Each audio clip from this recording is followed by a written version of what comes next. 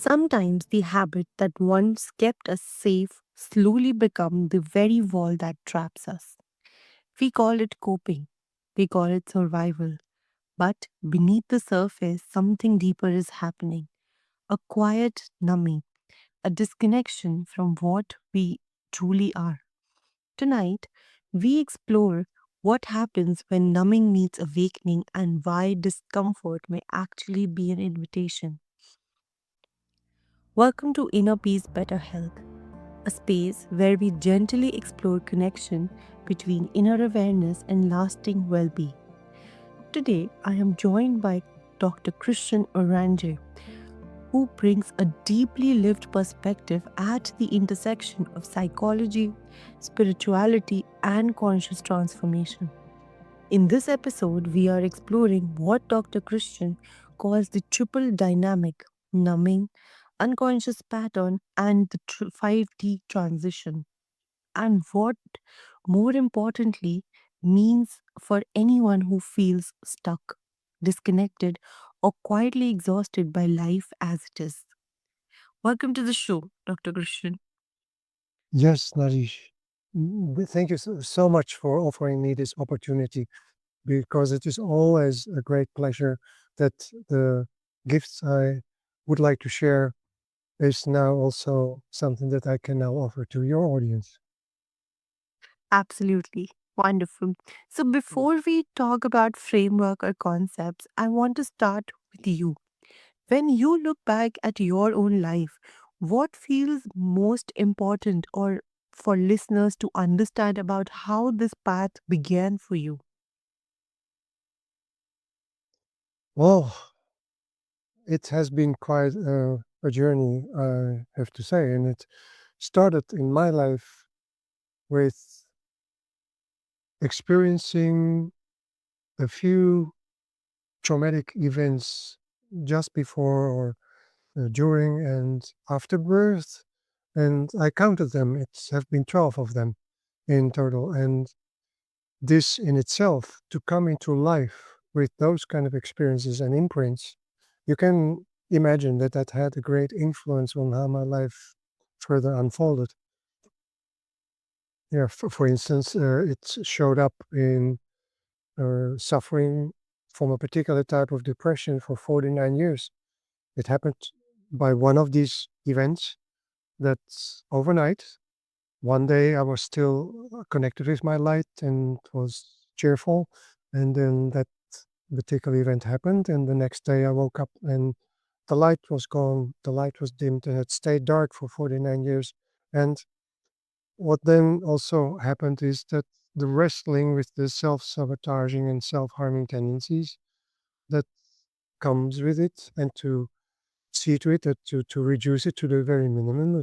It came with all kind of various addictions that I lost myself in, uh, love relationships that didn't work, businesses that I set up but didn't, no, went actually sour.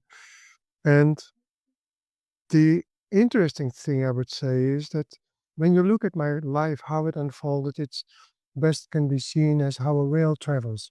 There have been moments that I came above service and I had my successes. For instance, I had the opportunity to work and live in New York, and I had a production company, and I developed my solo shows, of which the last one had a weekly run for 6 months in an all-Broadway theater. But backstage, behind the curtain, I had, even though I was living my dream and I had enough money to in the bank, and I could do everything that I wanted, despite all that, I had to go to 4 therapy sessions each week to cope with my sense of emptiness and feeling unfulfilled with what I'm doing, what I was doing at that time, and utterly unhappy. And that's basically set um, set me on this quest of wanting to find answers why I was feeling like I felt and what I could do to resolve it. And luckily, after quite some years, I found a solution, and now this is what quite recently actually came to the understanding of that there has been a triple dynamic at play. Wow. That is such a wonderful perspective and such a grounded approach towards it. And Mhm. what really stands out is how early experiences can quietly shape an entire lifetime, often without our conscious awareness. Mhm. Yeah. Yes, indeed. That's right. So Yes. many people think numbing is weakness or failure. From your experience, what do we often misunderstand about numbing behaviors? Let me first give you a bit of a context because, as you know, I'm working primarily with affluent soul seeking women over 40 who have it all, yet struggle to be happy. And in the world of the high society, there's an unspoken rule that it is undone. It's considered to be undone to speak about the more darker and deeper feelings. And that leads to cultivating the tendency, the habit of numbing. And just to be clear, I'm not here to criticize that rule because I see why it is coming to being and what its function is. What I do want to point out is the consequences, negative consequences of numbing.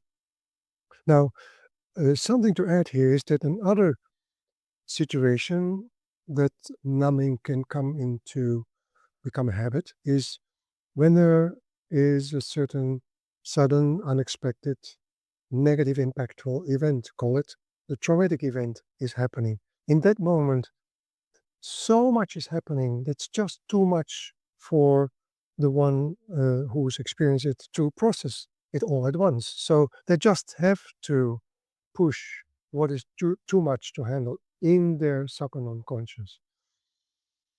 The in itself is numbing necessary at certain points to survive because it's too much again to handle, no matter where it is coming from, if it is through education or through the environment we grew up in, or it is a particular event. The problem comes in, if I may say so, that the subconscious, where we put all that we cannot handle in that moment, which is meant to be a kind of a temporary possibility, storage, turns into a permanent solution without us being conscious of it that that happens because no one actually, at least in my life, no one has been there who explained the role of the subconscious and explained that it has an expiration date, what you put in there, and to show me how to work with it and to release. So we push it into the subconscious and then we leave it there, and that is then cause for all kind of unpleasant situations, like for instance an imbalance or actually also ultimately in a certain disease in our physical bodies. Absolutely. And I agree with you. I feel like numbing is not the enemy. It is often the protective response that once made sense. Mhm. Yep, exactly. Yes. But and again, when it is left untouched and we don't circle back to it at a certain moment to process what is stored in there, then it becomes, you can see it as a kind of a box of apples you put into the basement. I mean, you can leave it for a while, but if you leave it for too long and you don't pay it attention, and then it's, you know what is going to happen with apples that you leave to roll in a box. And let's just stay with that for a moment. When numbing becomes long term, what deeper unconscious patterns tend to keep it in place? Let's say that what keeps it in place is that what makes us repress it, suppress it, becomes a habit. And then we have to look at how a habit is developed. A habit is developed um, at some point. There have been moments where we didn't have that habit, like folding your hands. There have been moments from the moment you were born, you had never folded your hands. And then Usually, when you see others do it, you get this idea from, it's kind of, oh, let's do the same. So you do it, and it feels nice. It gives you kind of a hold. It gives you warmth. It gives you a sense of comfort. But then doing it only a few times doesn't turn it into a habit. You just have to do it over and over and over again before it becomes a habit.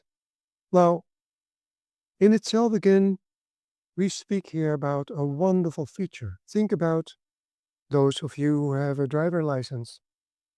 The moment you learned it, you had to think about so many things, looking into the mirror and changing gears and look at the signs and da, da, da, da. But then over time, it becomes, here comes the word, it becomes automatic.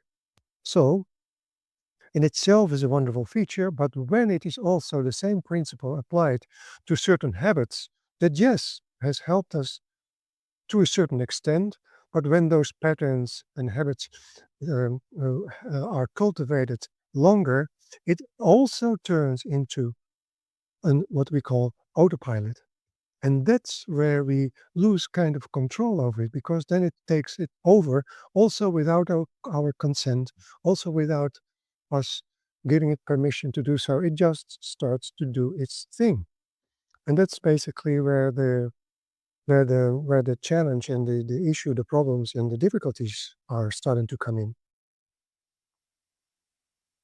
It sounds like patterns are less about choices and more about survival system that never got updated. Yeah, and then it starts to do its own thing, as I mentioned. And there, what is important about this triple dynamic, this is the first element of the triple dynamic.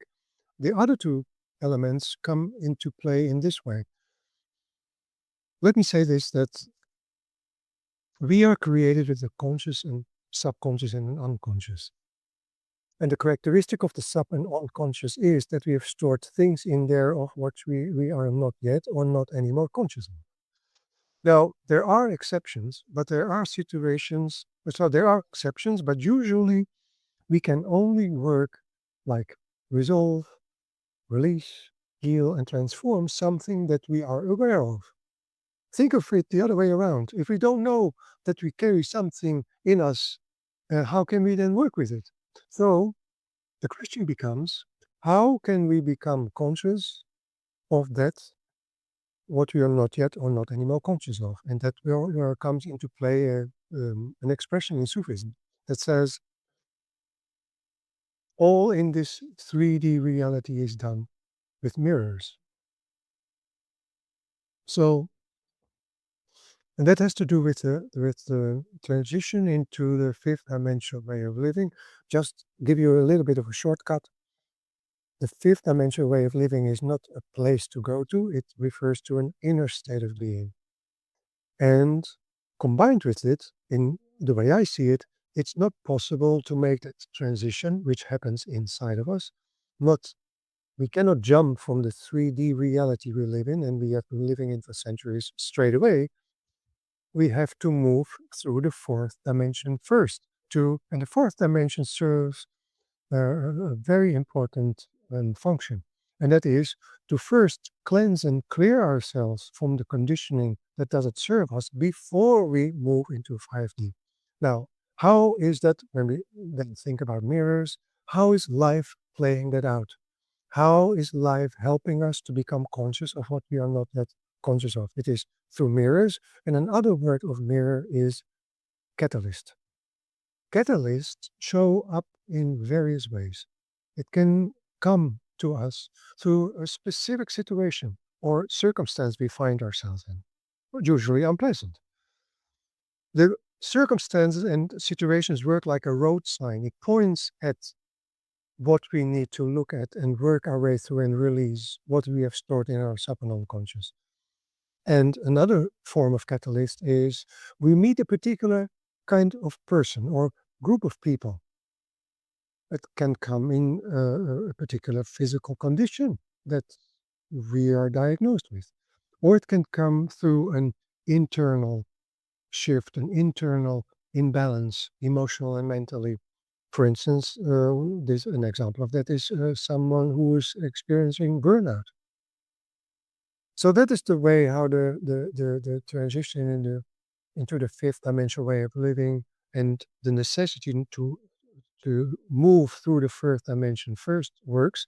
And that explains why at this particular moment in time, those kind of situations and circumstances wherein the people we meet, the physical conditions, the internal state is becoming more intense.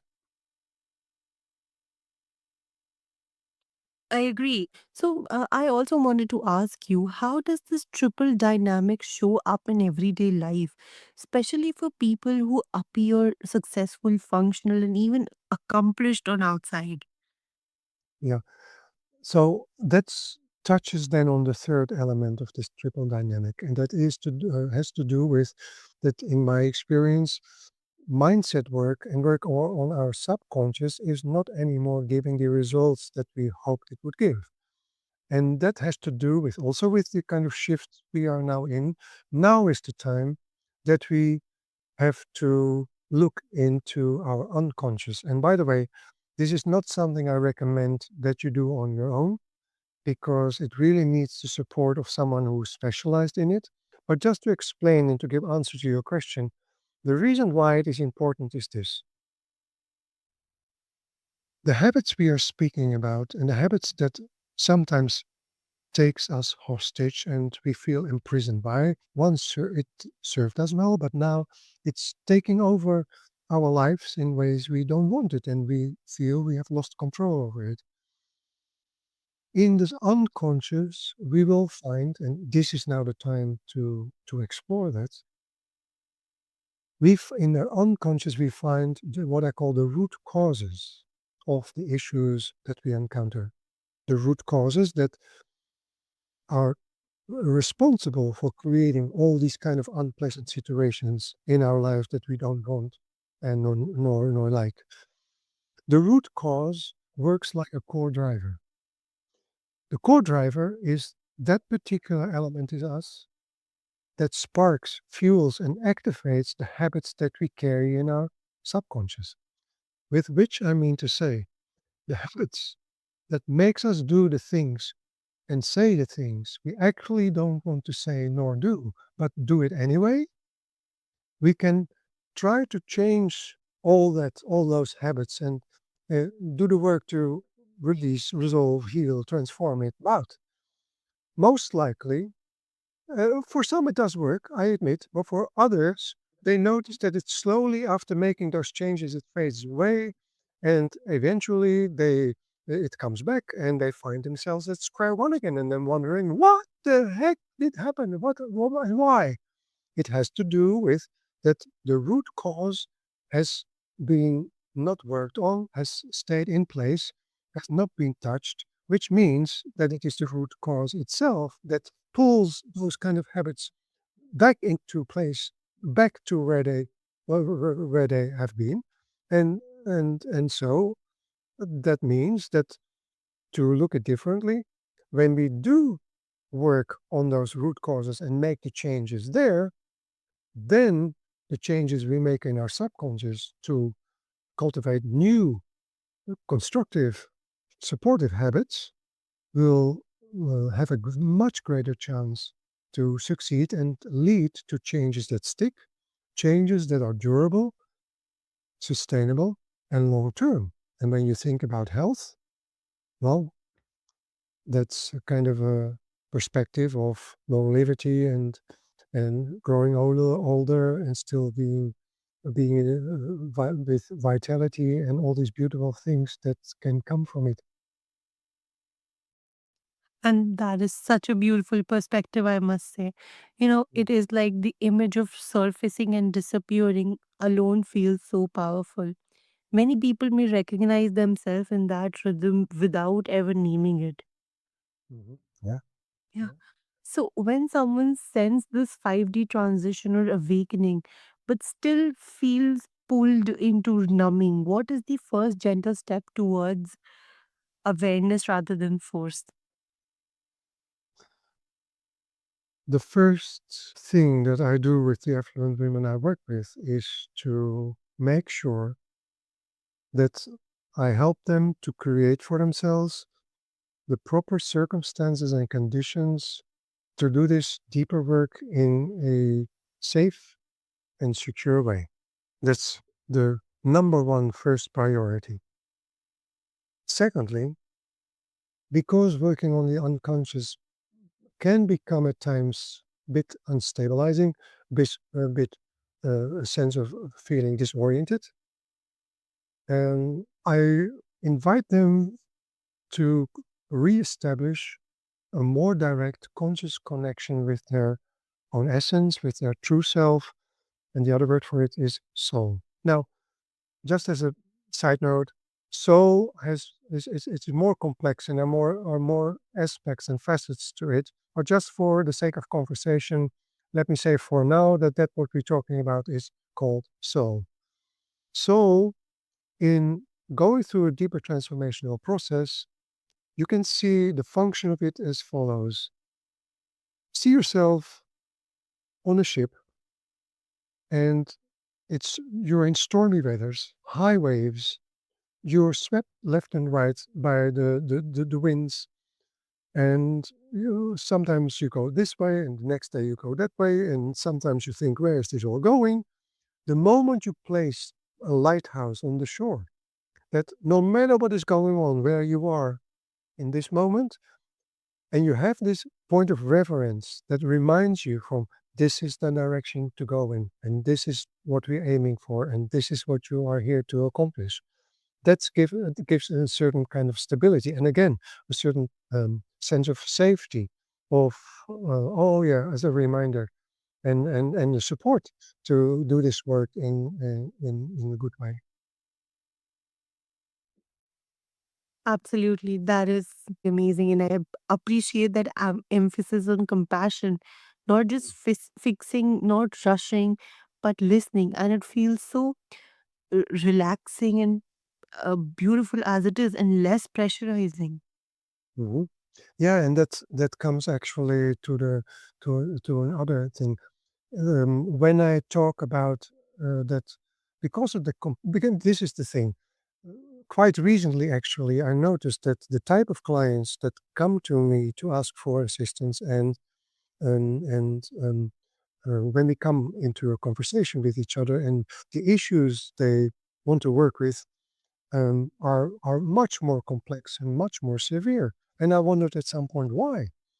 And that has to do again with this fourth dimensional the transition or the move through the fourth dimension, which I intensified the mirrors and the catalyst that comes our way. So that is now what I understand. But the thing is, because it is now becoming more complex and more severe, there is for some, not all, but it is basically the moment when you feel that you do the work, or you feel there's something inside you that is through whatever you've done still not touched and not still is not changed in a way. That's often a sign to think about, well, maybe perhaps in that for me is a deeper transformational process necessary. Now, when I say these words, a deeper transformational process, it very often leads to a kind of a reaction in the person I'm talking to, a reaction of fear, a reaction of resistance. But then, and that's logical, that's understandable, because when you think about wanting to do a little dance on the high rope in the circus top, and I say, come on, I know there is one, and I lead you there, and we arrive, and I show you the ladder and say, come on, climb up and do your thing without any kind of instructions. You have no training and you have never done it. Do you think that fear or resistance will come up? Of course. So here's the thing.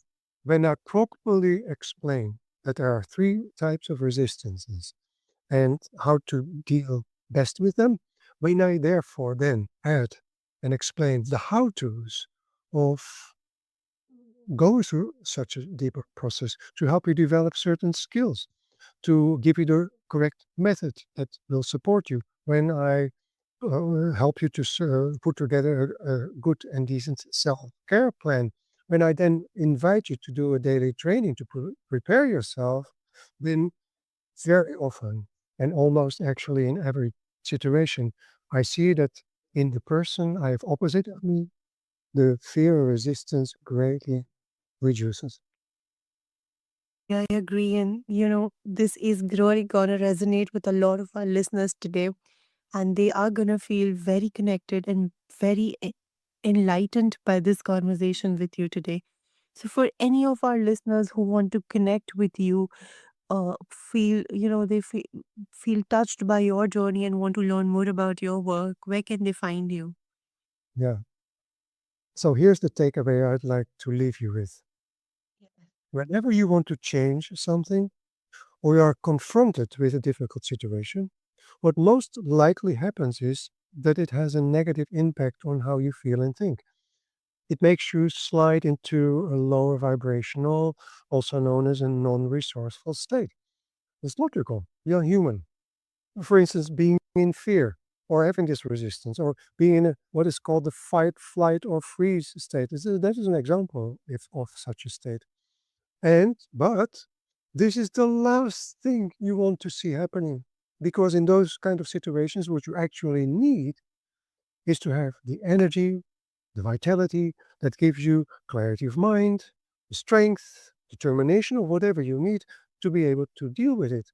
What you need is something that helps you do exactly that, something that helps you shift from a non resourceful, lower vibrational state into what I call a state of excellence as quickly as possible, and to maintain it while the situation you're in is still challenging and perhaps unbearable. And by the way, this is to me what resilience is about.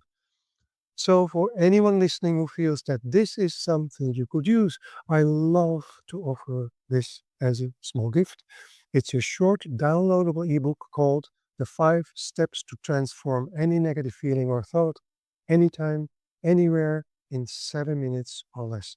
I created it because when I look at my own life, I carried negative emotions and thoughts with me way longer than I had to, simply because no one ever showed me that all this can be transformed much quicker and even when needed, instantly in the moment. The advantage of this 5 steps ritual is that it prevents you from suppressing of what you don't like to feel or think, and instead to turn those negative feelings and thoughts into ones that energize, empower, and uplift you. You'll find the link in the show notes. It's a simple download and you'll receive it by email.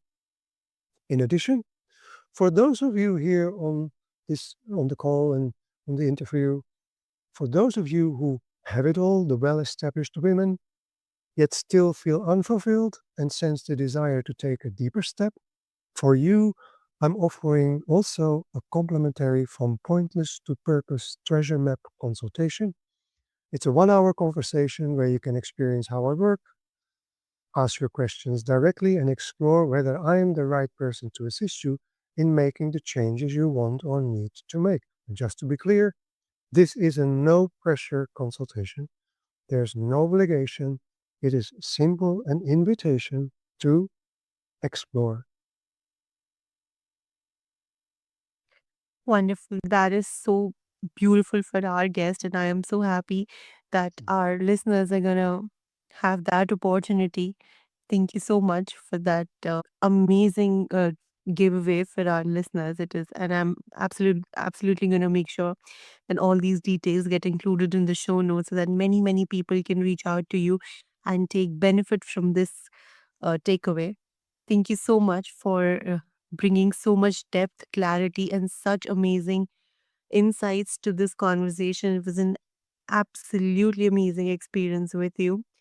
And dear listeners, thank you so much for spending time with us on Inner Peace, Better Health. And if something stirred within you today, allow it space. You do not need to rush your unfolding. Until next time, may you move gently, listen deeply, and continue choosing inner peace as a foundation for better health.